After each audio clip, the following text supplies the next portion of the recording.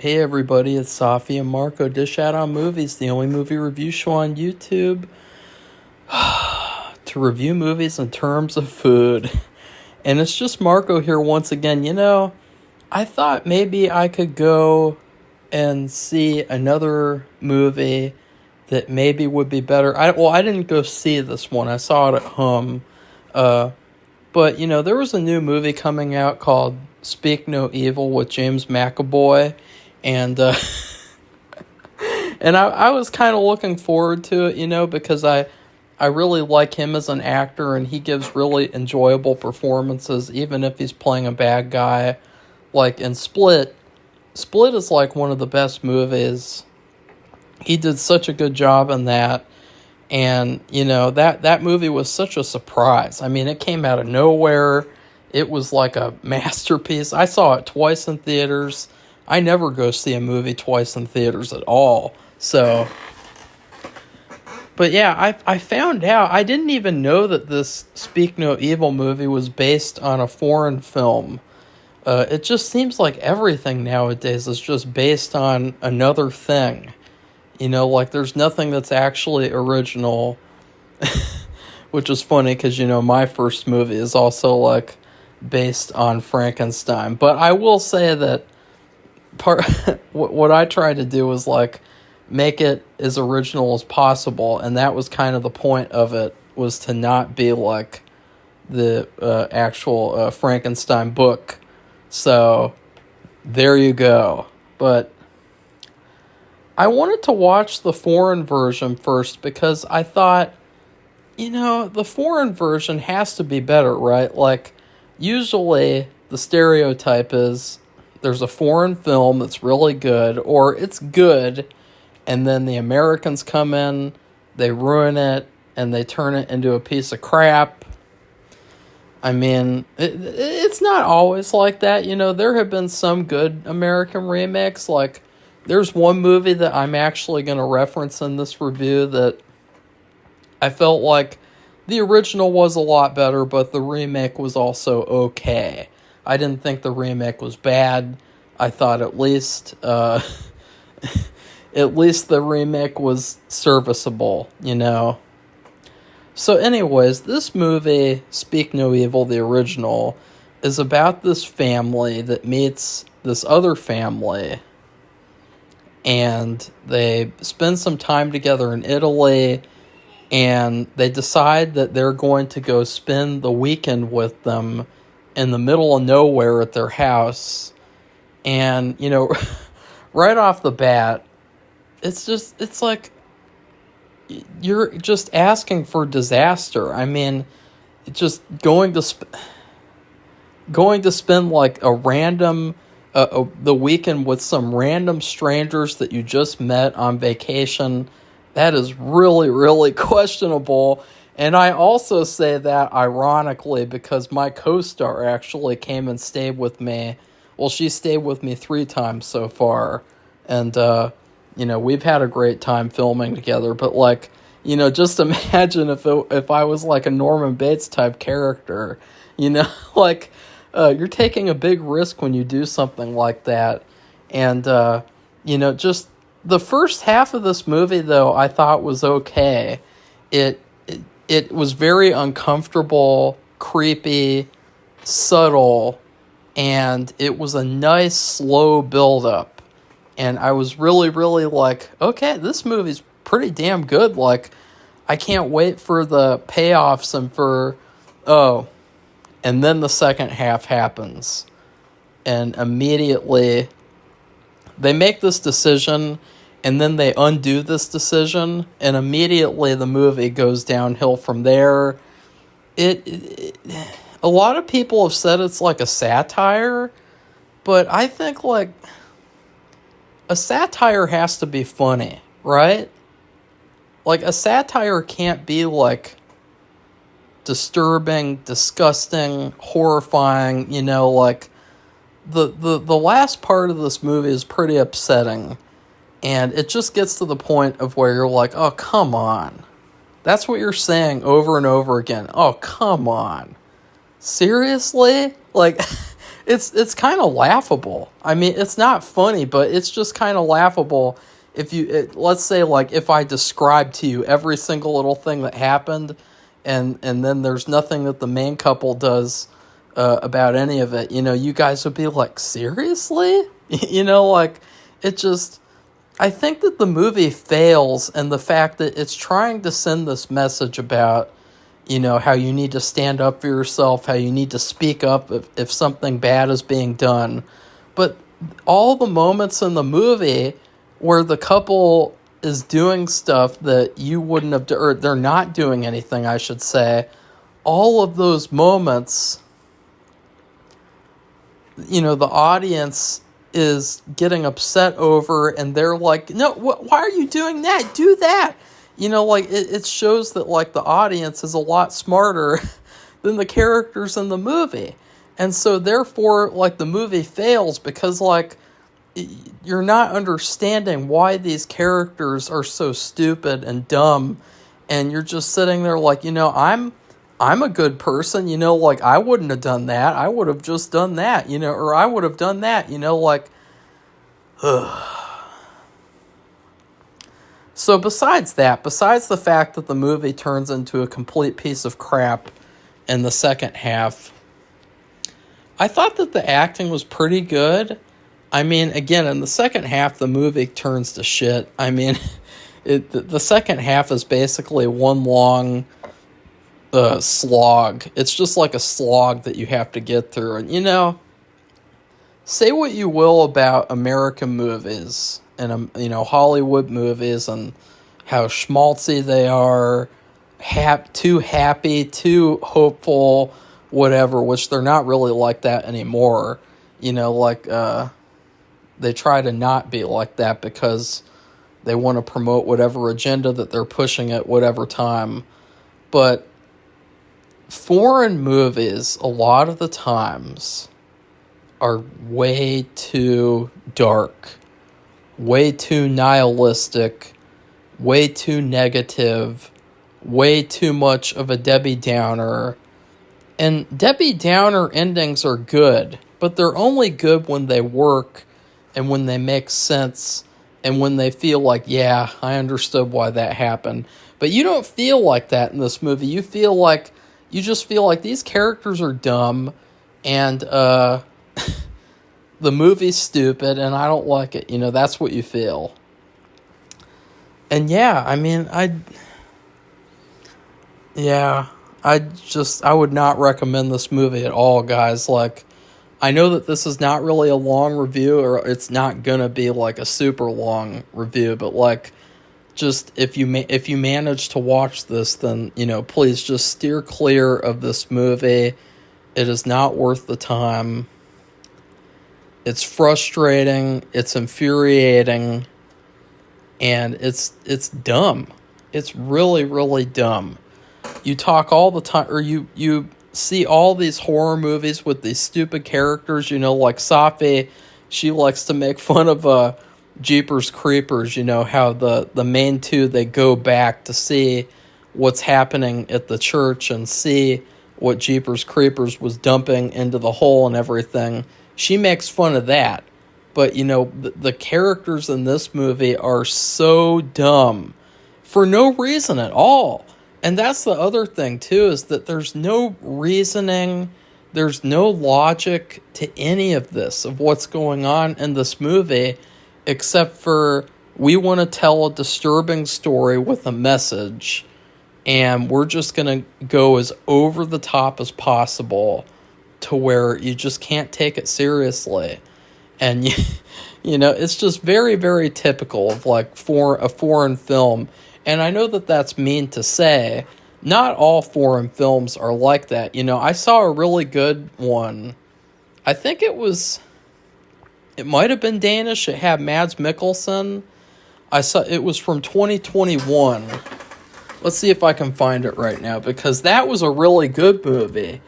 And instead of watching this, you should watch that 2021 movie. I mean, that was a really good movie. In fact, I don't think it gets enough credit. Nobody even talks about it anymore. Riders of Justice, yeah. That was damn good. And it had a really happy ending. I know that that's kind of, I guess, a spoiler, but it was just a really nice story, and it still was dark, and it still had a lot of drama and a lot of tragedy, whatever, but it still had the good ending. So I don't think there's much of anything else I could say about the movie. I mean, it wasn't a good experience. I don't really think that there was any point to it either, like, beyond, like, speak up for yourself, stand up for yourself, but, like, you can tell that story without making the characters stupid and without having them do this, where they just basically allow a horror movie to happen for no reason at all. Like, there's I don't know. Because I am thinking about, people do allow their governments to do a lot of terrible things to them, and they're just like, we'll do whatever you say. But, I don't know. So anyways, this movie,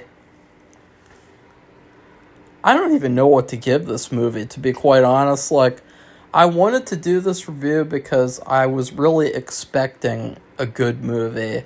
I was expecting, like, a rich experience, a very creepy, horrific experience, and instead I got this pile of trash that was like, it was just laughable. Like, as soon as the second half starts, I was like, oh my god, like, you can't be serious. And I was just, and you know what else, like, there's a much better movie than this, too, that basically has the same message, and that movie is Straw Dogs, the Dustin Hoffman movie. That movie has the same exact story, or not the same story, but, like, it has the same message, and it accomplishes it in such a better way. Even the remake, even the American, or they're both American, even the remake is better than this movie, I can't wait to see the American remake of this, though, because I want to see, like, what they do, because what I thought was, like, the second half could have turned into a much more positive thing than it was, and it could have still hammered in that message. There's a difference between sending a message and beating that message to death in a movie, or drilling that message into your skull. There's a difference. So I would give this movie, this is like, how people, like, when they, or I don't know if this really happens a lot, but, like, how when someone eats, like, a lot of something, and then they just give you, like, a little tiny bit, and they say, here you go. That's what this movie is like. It's like when someone orders, like, fries, for instance, and they're like, we can share them. And then they just eat all the fries except for, like, 3 or 4, and then they give them to you, and they're like, here you go. That's what this movie's like. It's a totally unsatisfying experience. And then afterwards, they're like, see, you should have stood up for yourself. That's basically the experience of this movie. So, wait, I'm going to take my pill. Yes, I'm on the pill. The blood pressure pill, bitch. So, spoiler alert. What happens is a bunch of weird, crazy, creepy shit happens. And the family is just like, okay, we're leaving. And they leave in the middle of the night. And it's almost like the perfect getaway. It's like the perfect, like, horror movie getaway, like, and they're home free, and the movie would have been over at that point too, like, unless they came up with something else, which they could have done.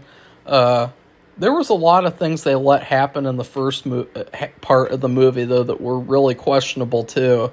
Like, there was this part where they all went to go eat at this restaurant together, and for some reason, the bad parents, they got a babysitter for their children.